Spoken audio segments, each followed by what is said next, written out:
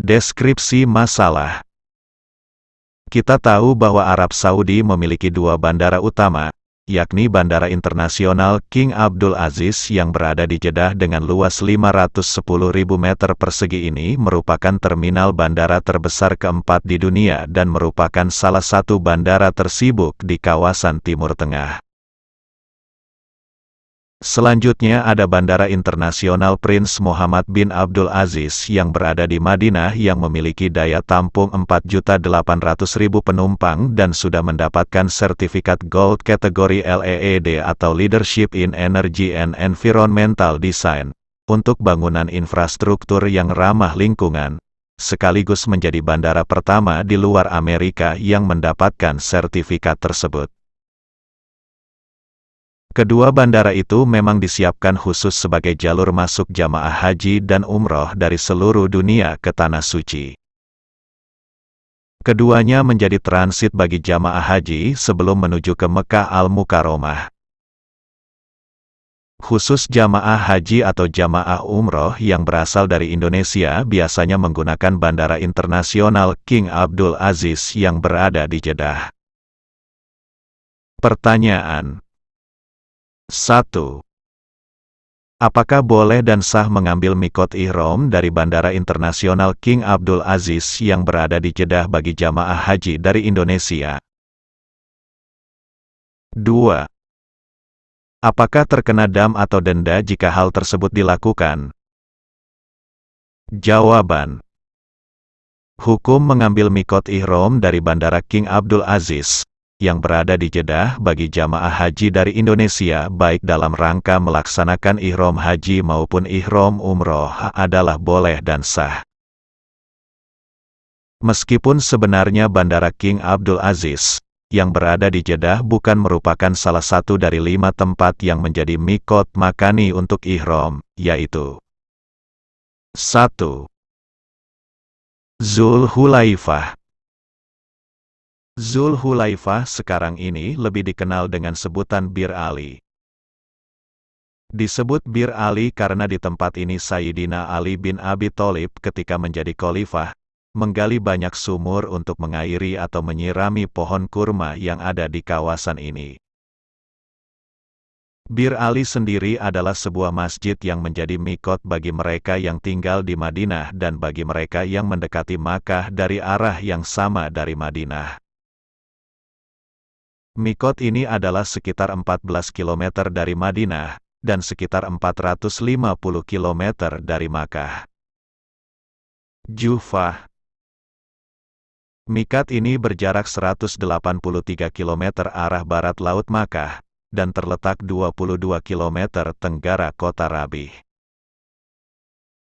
Ini adalah mikat yang digunakan oleh penduduk Arab Saudi bagian utara dan negara-negara Afrika Utara dan Barat, serta penduduk negeri Syam, Lebanon, Yordania, Syria, dan Palestina, serta yang datang dari Suriah.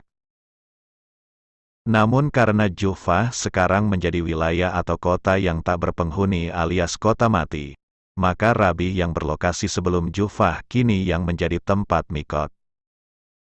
Karnul Manazil atau As-Sailul Kabir. Mikot ini merupakan tempat yang berbukit, dekat dengan pegunungan Thaif, sekitar 75 km di sebelah timur Makkah atau sekitar 220 km dari Bandar Udara King Abdul Aziz.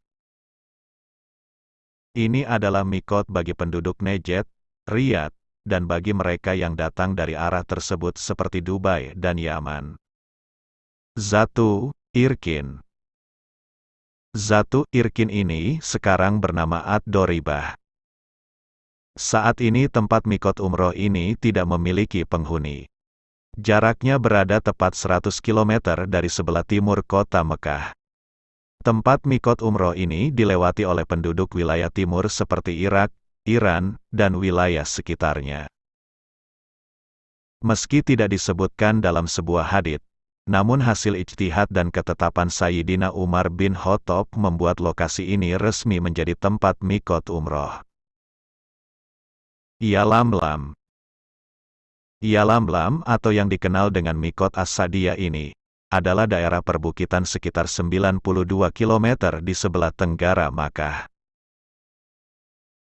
Ini adalah mikot bagi penduduk Yaman yang melewati jalur tersebut, juga menjadi mikot bagi jamaah yang datang dari China, Jepang, India, Pakistan, dan mereka yang datang dengan kapal, maka Masjid Yalamlam lah yang menjadi mikotnya. Dan jika hal tersebut di atas dilakukan tidak terkena dam atau denda. Catatan: bagi jamaah haji dari Indonesia, sesuai buku tuntunan manasik haji dan umrah terbitan Kemenak, mikotnya disesuaikan dengan gelombang. Bagi jamaah gelombang pertama, mikotnya dimulai dari Zulhulaifah, Bir Ali. Sedangkan bagi jamaah gelombang kedua, mikotnya ketika berada di atas pesawat udara pada garis sejajar dengan Kornul Manazil, atau di airport King Abdul Aziz Jeddah, atau asrama haji embarkasi di tanah air. Referensi: Al-Ijma' Ibnul Munzir, Juz 1 halaman 51. وأجمعوا على أن من أحرم قبل الميقات أنه محرم. Dan ulama sepakat bahwasanya orang yang berihram sebelum mikot itu sesungguhnya dia sudah menjadi orang yang ihram. Al-Muhadzab, Juz 1 halaman 203. ومن كانت داره فوق الميقات فله أن يحرم من الميقات وله أن يحرم من فوق الميقات. Orang yang rumahnya melewati di atas mikot, batas tempat dimulainya keharusan berpakaian ihram, maka ia boleh berihram dari mikot tersebut, dan boleh juga berihram dari atas mikot tersebut. Al-Majmu' Syarhul Muhadzab Juz 7, halaman 197. وأما إذا أتى من ناحية ولم يمر بميقات ولا حاذه فقال أصحابنا لزمه أن يحرم على مرحلتين من مكة اعتبارا بفعل عمر في توقيته ذات عرق. Sedangkan orang yang datang dari suatu daerah dan tidak melewati mikot serta tidak pula searah dengan mikot, maka para ulama kita menetapkan bahwa orang tersebut harus berihram pada jarak 2 marhalah jauhnya dari Mekah.